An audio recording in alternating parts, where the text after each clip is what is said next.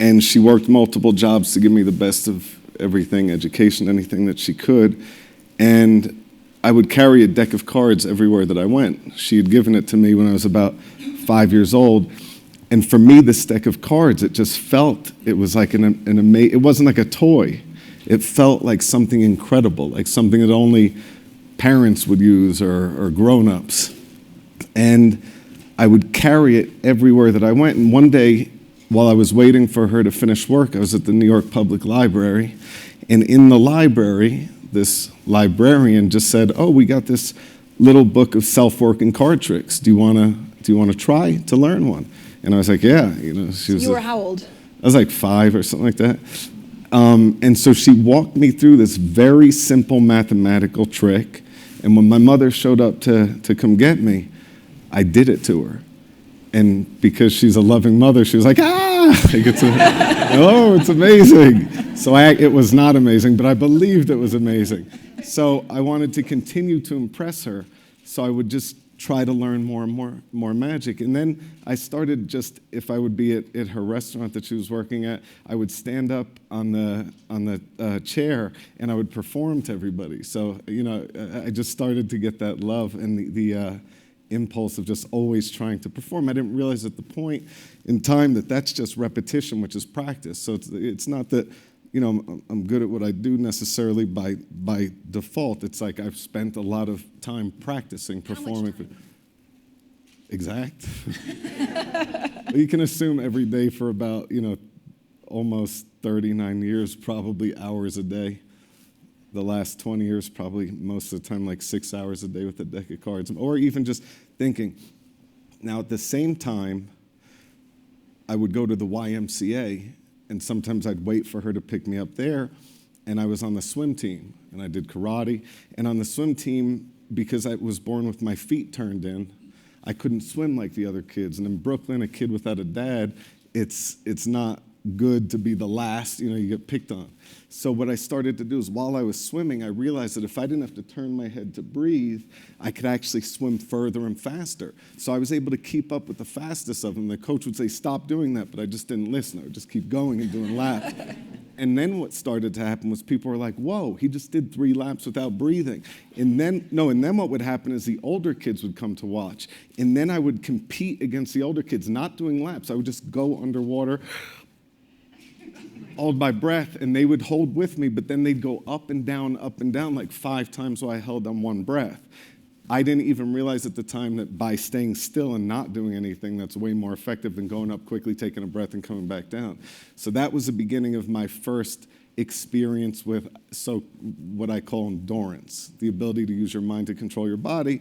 And then I had a karate teacher named Prince at the YMCA around the same time, and in the winter, in the snow, he would make us run barefoot. And all of the kids hated doing it because it was so like, this is too much. I don't want to do this. But I loved it because it made me a kid with the legs turned in. I felt like tougher than the circumstance.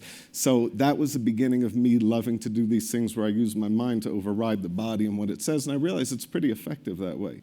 You can really do things that scientists and doctors, would normally say, "Oh, that's not possible." So when did you first think, actually, I want to make a living out of magic? What started this? I haven't thought about that yet, and that's why this is a weird place for me to be. I'm not good at that part of it.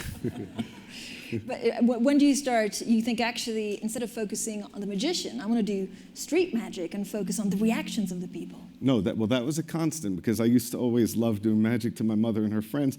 And back in the late 70s, my mother was like macrobiotic and a health nut. We had seaweed in the cabinets and stuff like that, which was weird. So her friends were obviously really into that whole, health nutrition, or they say health nut back then. So they were all very spiritual and things like that. So when a 5-year-old is doing magic to them that seems like I'm doing something real, I would stare off and then stare back at them and do a trick, and they'd all go crazy because they thought I was doing something really bizarre.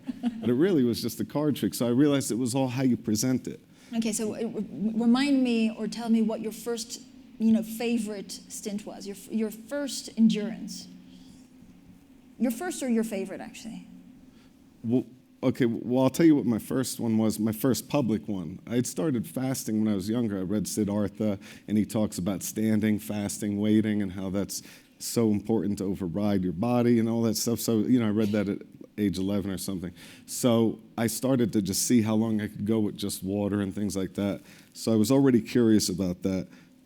Then my first public stunt was 1999, and I buried myself alive in a coffin for 7 days and 7 nights. It was a stunt that Houdini wanted to do, but he had died before he had the chance to do it, although he, I think, was going to do a version that was a short version, not a long version. I started to think the Indian fakirs that would do it would go underground. You wouldn't be able to see them, and then they get pulled out of the coffin about a month later, and suddenly they reemerged, but they had secretly hidden away. So I thought, well, why not just really do it? Like, why not just lay in a coffin for a week? It seems And very you were doable. never scared? Well, what I did is I put a coffin in my living room at the house I was staying at, and I would just practice sleeping in it and staying in it and not getting out of it. So eventually I got up to like 4 days. I learned that if you fasten, you don't need the toilet and things like that. And I would use a trucker's tube, meaning you urinate into a little bag or whatever. So not to talk about that. But so, and then what happened was I started realizing, oh, well then, yeah, if I could do 4 days, I'm certain I can do 7. So usually I don't go to the full distance. I usually estimate just over half. And then once I get to the halfway mark, I count backwards and push to the end. I mean, are people around you telling you, actually, no, David, stop, this is crazy? Yeah, everybody. And you just block them out, or you say, no, I can do this? Do you reassure them, or just I listen to all the doctors, all my friends, and then just try to override their theories on why it can't be done. Yeah, which is very easy to do. I have a friend that was a physiologist up at NASA, and he would look into records of how long people survived starvation, how long people could survive without oxygen. So I already knew that there was, when I did the breath hold, I did 20 minutes and 2 seconds with a bunch of scientists and doctors around. I was underwater. My heart rate dropped to 8 beats per minute, and they freaked out and pulled me up. I could have kept going, by the way.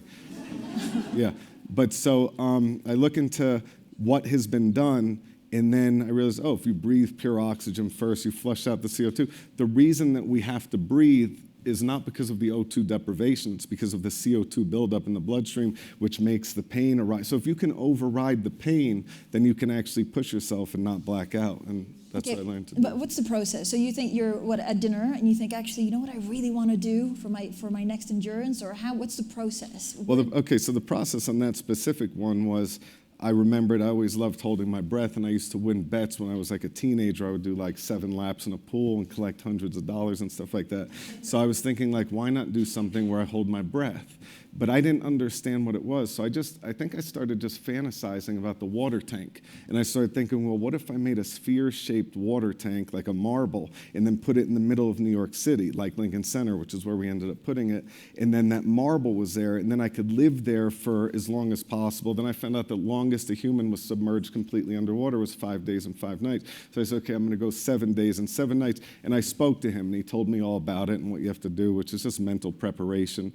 And I remained there for a week, which actually allowed me to get familiar with the situation. And then at the end, I went for the world record holding my breath and failed, but it was still fun. Is it always fun? So from the moment you think about it to the moment you actually realize it, is it years? Is it months? Usually it's years, yeah. Okay, is there one stunt that you would do again? I would do them all again except for the one in London where I did 44 days in a box with just water. And the reason I wouldn't do that again is because I started to have like minor organ problems, so failure, so not complete failure, but just like stuff started worrying. And I lost 33% of my BMI, my bone mass index, and everything had shrunk. And I think I was very close to going past the threshold where there would be no return. And I think if I did that one again, I don't know if the body would survive that. So therefore, I wouldn't do it again, but that was my favorite one to do.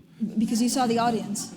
No, the reason it was my favorite one to do is because when you remove everything, like all temptations, taste, any impulse that you have to fulfill some sort of endorphin in the brain, anything, when you take all the dopamines out, I think you build a serotonin level in the brain, which is very meditative and incredible. So while I was there, I started to look around, and I was like, whoa, I noticed how beautiful the color blue was, which they say during starvate fasting, you see colors differently. And then I would watch the sun go up and down the entire day for almost 44 days, and there's nothing equal to that. So it was like, ironically, by doing something so extreme, it was one of the most beautiful experiences that I've ever had, other than everything related to my daughter.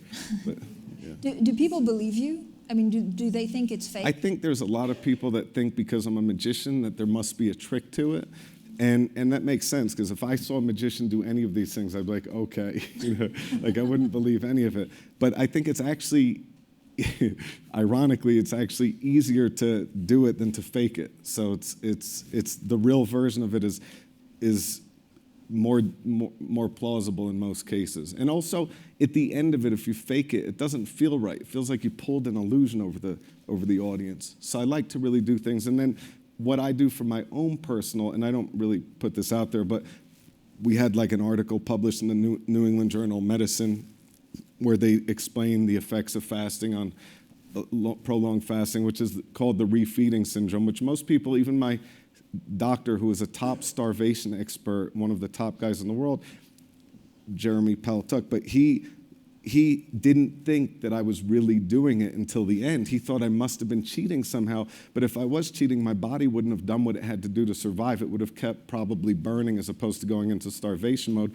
and I would have went through everything quicker. So because I really did it, it was much better. But when I went to the hospital, he thought they assumed I was doing something. When he put the IV into me, my phosphate levels shot through the roof, which is how many people have died that were in starvation mode. So then he used all that information, and it was pretty, that's kind of like the believable part afterwards. But I think very few people get to see that. I mean, so when you do one of these, then you have to go to hospital to check you're okay, but also, I mean, do you do it for medical research to get blood tests? Always, yeah. And I give all my blood, I give all the tests, urine, everything, so they can just see and study everything. Because in most cases, when people push themselves to that level of an extreme deprivation to the body, it's not usually, it's usually like a protest or it's done anti-government. But when I do it, it's the opposite. So I let everybody have whatever they want. Would you do the same if you didn't have an audience? I would probably cheat. But do you feed off the reaction? Yeah, I'm going to do 44 days, and then I'll be, look at me now. Do I look like I'm doing it with those? Put 50 pounds on to the last 3 months, which I have to lose in 3 months. That's annoying. Yeah. Is there anything you're planning? Oh, yeah. But we can't. I have the best one that I've been dreaming of forever, and I'm working on it diligently now. I think it's a good one. What can you tell us? What city? Nope. Nope. No, but that in this day and age, it doesn't matter what city because everything is online. And I haven't done anything like that since the day of Instagram and it was all pre. As a matter of fact, when I was doing my first TV special, YouTube had just come out afterwards, and people started to put my secrets out there. And suddenly non-magicians were walking up to me and doing tricks from my first show, Street Magic.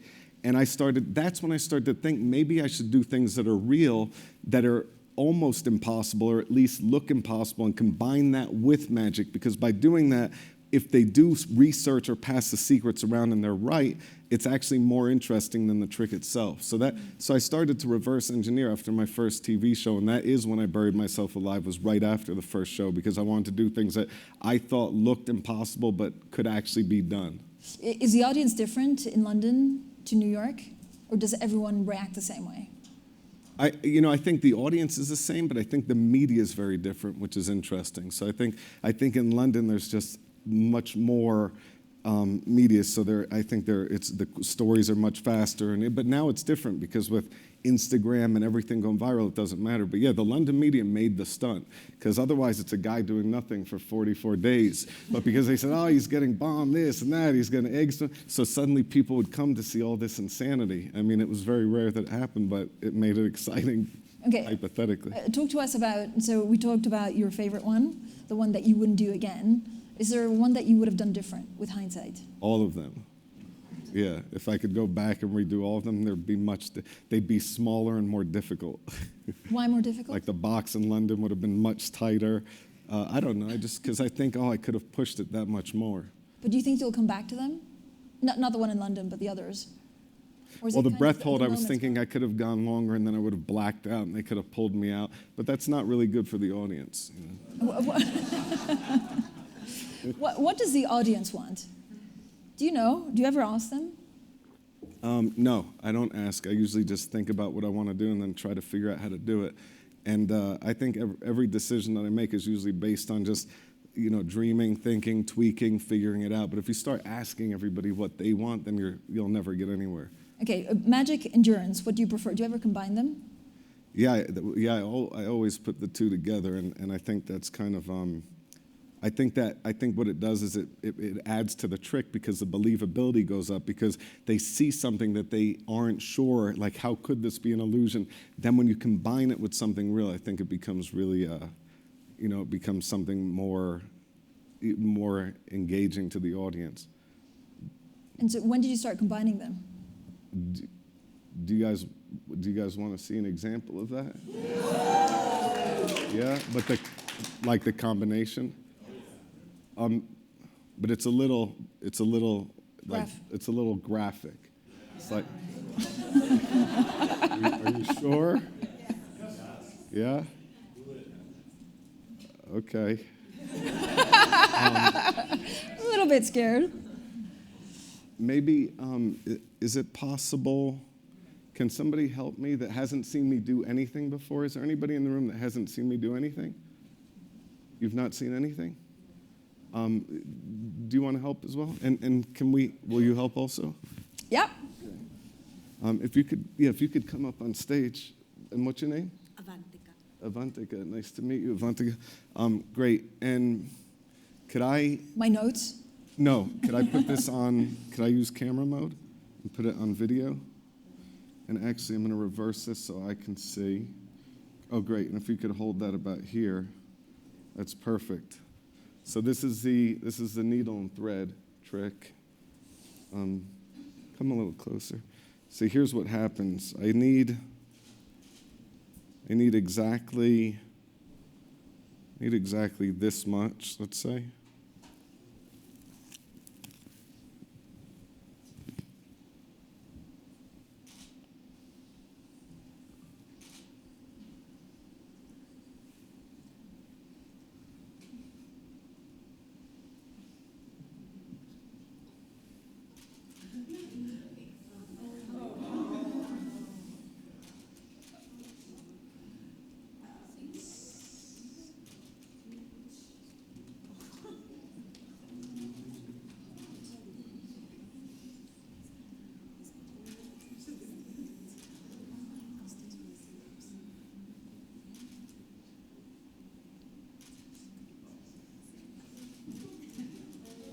I think the interview's over.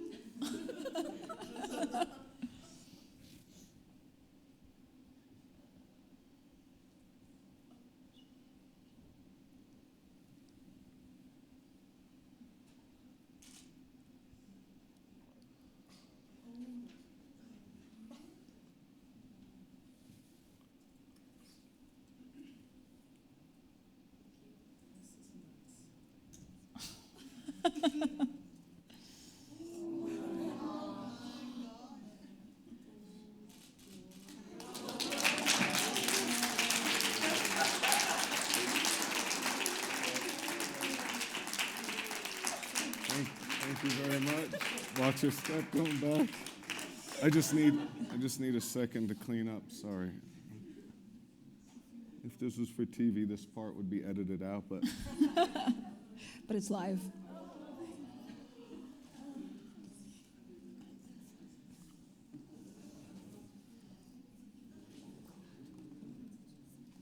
little speck of blood there. That's why I have some alcohol pads. The blood looks pretty real too, right? All right, thank you.